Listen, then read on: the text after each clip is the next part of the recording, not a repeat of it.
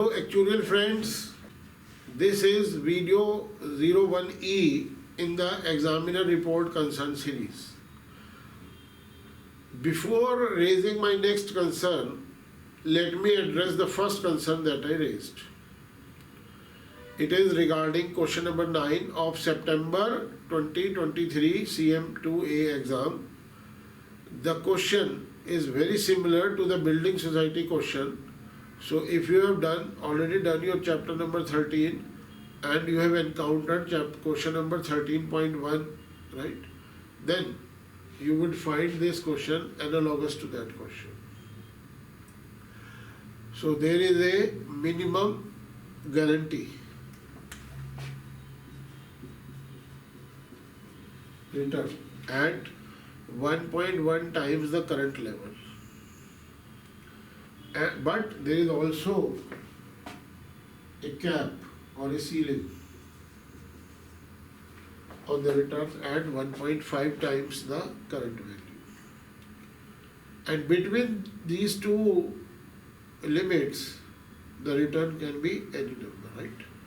So minimum 1.1, maximum 1.5, and any value between 1.5 to 1.1 to 1.5 depending upon the movement of the underlying asset.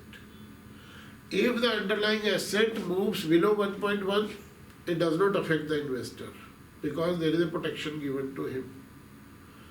If it moves beyond 1.5, then also it does not benefit investor because there is a cap on the maximum return. Right? The same question as building society question. Now we are supposed to find the price. The only difference is that in building society that is a costless arrangement. So you have to find this level. Here we know the level and this may not be a costless arrangement. Okay. Now before we start doing this question, let us first develop a reasonableness check. Right? Consider a zero coupon bond, risk-free zero coupon bond, which promises to deliver 1.1 at the end of 10 years no matter what. No ifs, no but, only payment. And that is a fixed amount of 1.1. So, as you have already learnt in CM1, the present value at the risk-free rate is the fair price. So what we get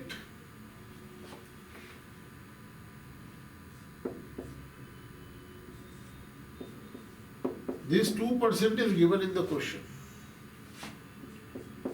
This 10% year period is also mentioned in the question.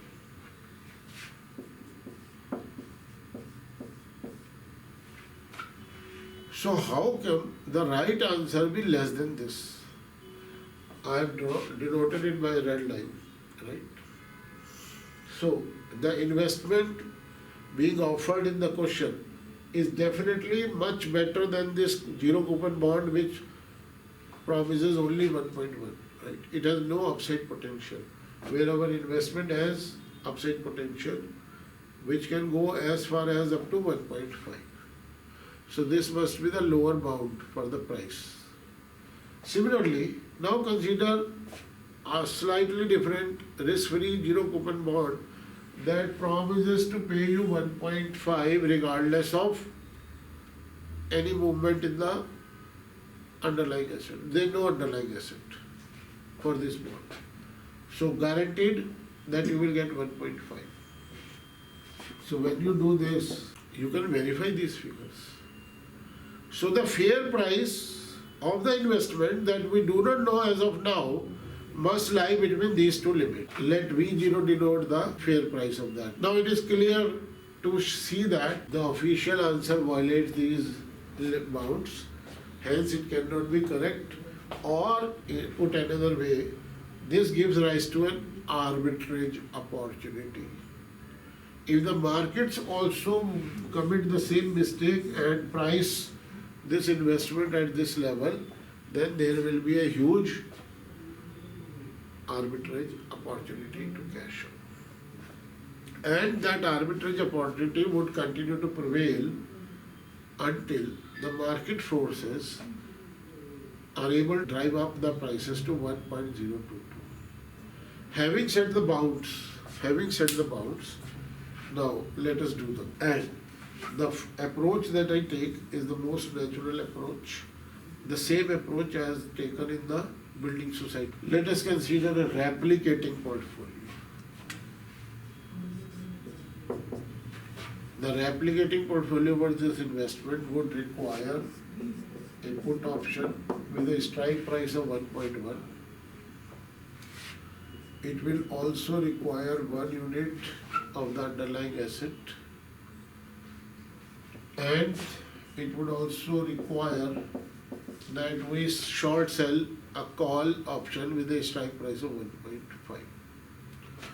Now, S0 is not mentioned in the question, so we can work in relative numbers. So we set S0 equal to 1. Even this should be 1.1 times S0, and this should also be 1.5 times S0.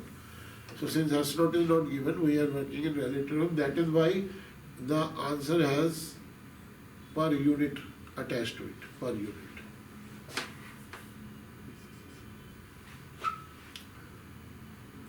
So when we work out these two prices, you can work out the black scores, and in case you are a little rusty with that, don't worry. An Excel sheet is also being uploaded with this video so that you can get the calculations from there. So this is the answer, which is within the bounds. Okay, so can we do something different? Can we do this without short selling? Okay, how I got it? Okay, let me tell you how. This is the put call parity. You are so comfortable, you must be comfortable with it. So I found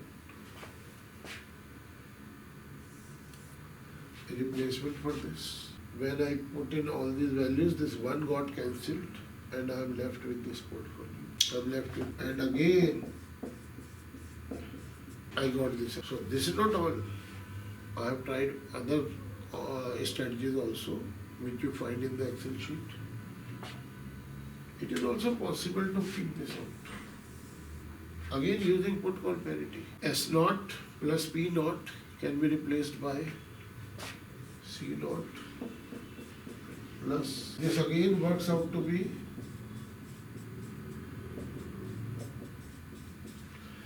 and it is this approach which is very similar to the examiner's approach, right?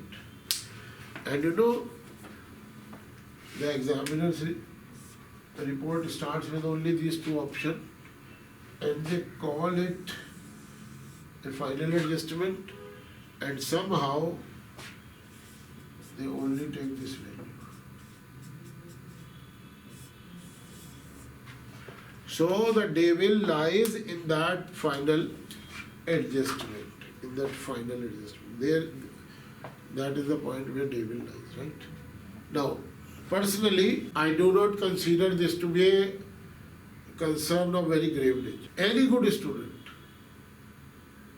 who have some degree of confidence in his or her learning would be able to pick this out. And that is my concern. How the system failed to pick this up? How?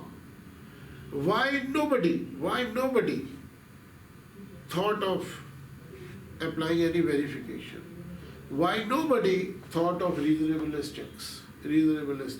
So I hope I have made myself clear. I am not repeating my objectives, my reasons. I am not repeating who my audience is, right? But I will definitely repeat my parting shot that if you want, feel free to reach out to me.